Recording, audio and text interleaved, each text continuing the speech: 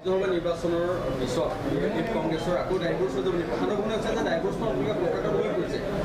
আপুনি আমি এতিয়া ৰাজ্যসভা নিৰ্বাচন কিছুমান ডাঙৰ ডাঙৰ কথা আমাৰ ডাঙৰ ডাঙৰ লিডাৰ আছে, বিৰাট ডাঙৰ ডাঙৰ, আমি বহুত সৰু সৰু লিডাৰ, তেওঁলোকক সুধিব।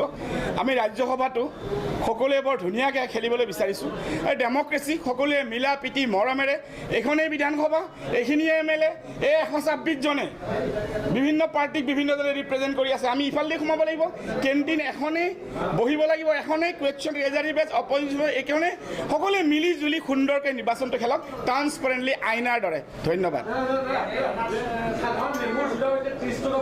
তই নেমু নাখাবি আৰু নেমুৰ দাম বাঢ়ি গ'ল আৰু নেমুৰ দাম বাঢ়ি গ'ল মানে নেমুৰে যেতিয়া দাম বাঢ়ি গ'ল আৰু দাম বাঢ়া নাই বুলি সকলোৱে জানে আৰু কি কি নাবাঢ়িব, চব বাঢ়িব।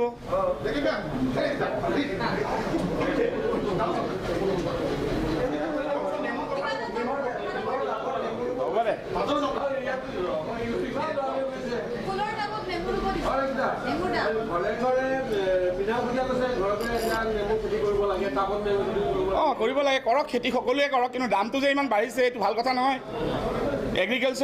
এগ্ৰিকালচাৰ বেছটো অসমত বহুত বেছি আছে, এগ্ৰিকালচাৰ বেছটো ষ্ট্ৰং কৰিব লাগিব, দাম কমাব লাগিব। বেলেগৰ পৰা আমি আনিব কিয় লাগে, ইয়াত উৎপাদন কৰিব পাৰি, উৎপাদন কৰিব লাগিব। খেতিয়কক আৰু বেছি সুবিধা দিব লাগিব, খালি সুবিধা দিয়া বুলি খালি চিঞৰি থাকিলে নহ'ব নহয়, সুবিধাটো প্ৰেক্টিকেলি দিব লাগিব ঠাইত। হ'ব দিয়া।